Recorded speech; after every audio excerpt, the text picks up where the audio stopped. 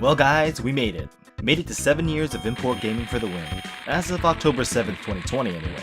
So before I say anything else, let me say thank you to all of those who've come to the channel to watch my silly little videos on Japanese games over the years. And I want to especially thank those who've gone beyond just watching and have shared my videos with friends and family, shouted me out, or have generously supported the channel in one way or another.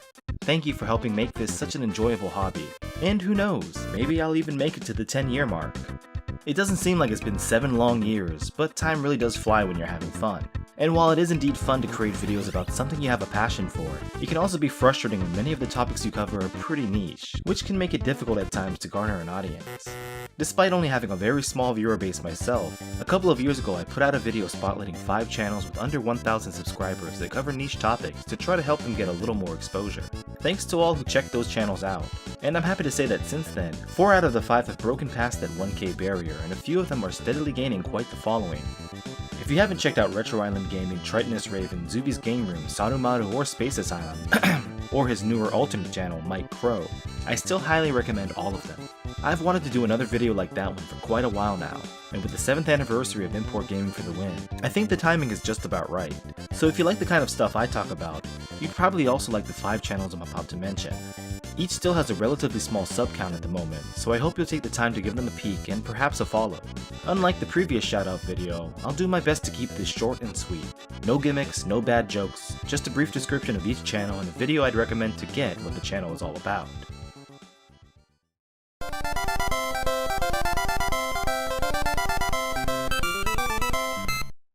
First off is Retro Drew, who produces thoughtful reviews on some fantastic games, most of which are Japan only, ranging from popular titles to the obscure.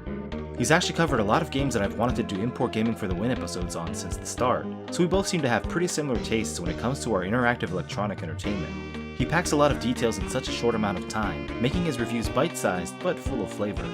I'll recommend his review of Melfin Stories, a cool little side-scrolling action game for the Super Famicom that I've been looking for complete in box for many years. Criminally underrated is a phrase that perfectly sums up ASCII's Melfin Stories for the SNES.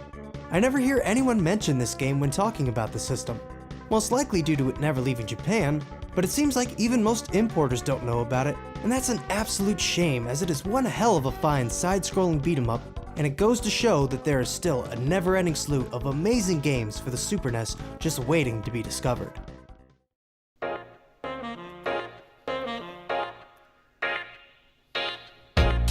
Welcome back, refurbers and scruffy looking nerve herders. If you're interested in refurbishing, modding, and collecting retro video games, then you've come to the right place. Next up is Scruffy Looking RGB, a guy who lives in Japan and mostly makes videos about visiting game stores with occasional hardware modification stuff as well. His channel is great for people who love video game hunts or would like to go game shopping in Japan but can't. I don't know what it is, but there's just something relaxing about those kinds of videos, almost like that Asmer thing, minus the dolled up women in the paywalls.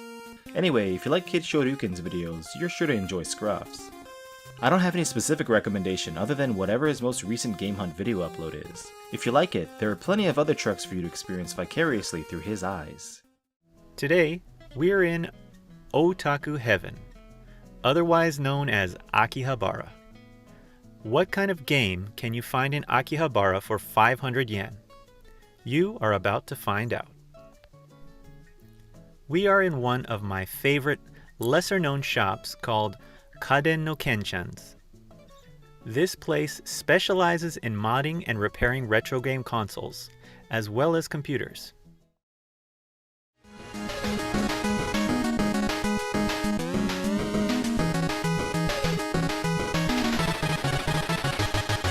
The third guy I'll mention here is DennisDonMaku, a gamer from Germany who you know from his name alone loves STGs and Japanese games. I actually met up with him in Tokyo a couple years back and had a great time.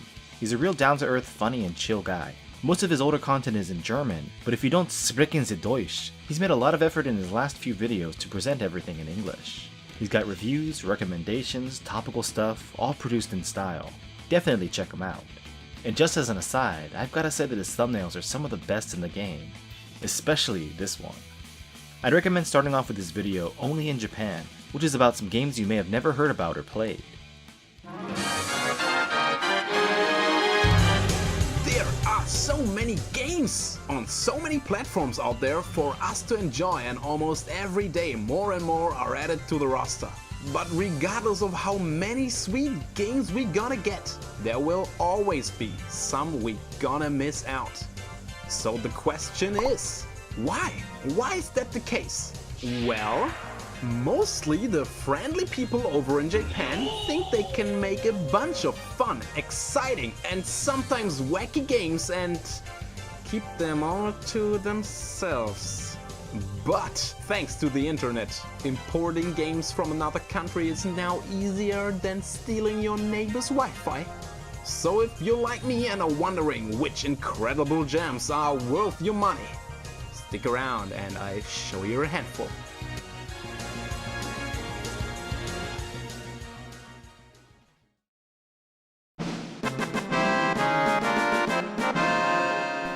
Coming in at number 4 is Froben, a British gamer whose channel is kind of similar to Retro Drews as he does fun and thorough reviews, oftentimes on Japan-only titles.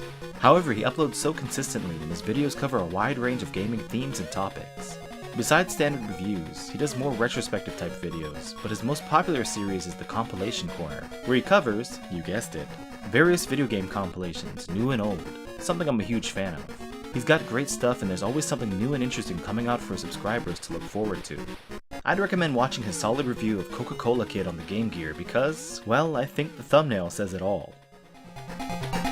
Video games and licensed products go hand in hand, especially games advertising food. Whilst titles like McDonald's Treasure Island Adventure and Chex Quest reference the names and characters but never the food, so not to look too manipulative towards children, other titles have no shame and no guilt, with Cool Spot, Pushover, and some of the M&M's games showing off the product in one way or another, with the Japanese exclusive Pepsi Man being the most egregious, if a bit cultist. Almost as if the Pepsi addiction in that world is a pandemic. Product placements in games directly targeted towards children like James Pond 2 with the penguin bars and Zool with the Chupa Chups were particularly blatant, something that wouldn't.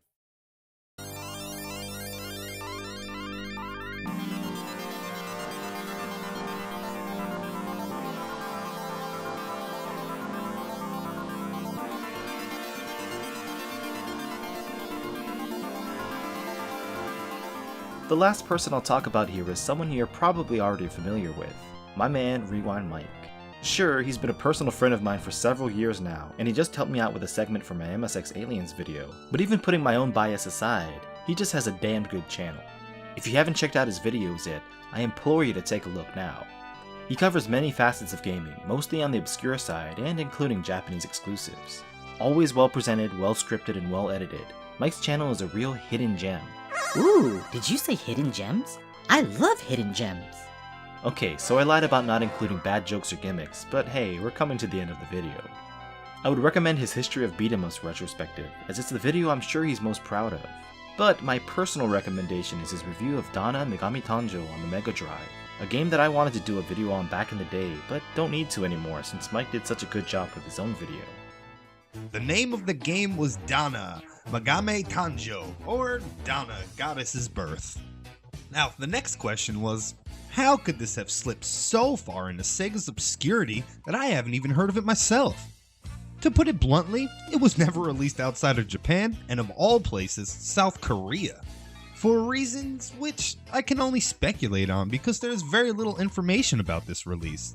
The company IGS, or Informational Global Services, developed and published a small number of titles across 6 different consoles, including the Game Boy, the Famicom, and the Nintendo, the Mega Drive, Super Nintendo and Super Famicom, TurboGrafx 16, PC Engine, and the PC Engine CD. Anyway, there are a few channels to check out if you're into the kind of stuff I cover with Import Gaming for the win. It's been a hell of a good time these past 7 years, and I hope to keep it going for at least a couple more. Thanks again for watching my videos, it really means a lot to me, and I hope you'll enjoy what's to come, not only from myself, but from the channels I listed here too. And that's that. This is Jimmy Hoppa. Take care.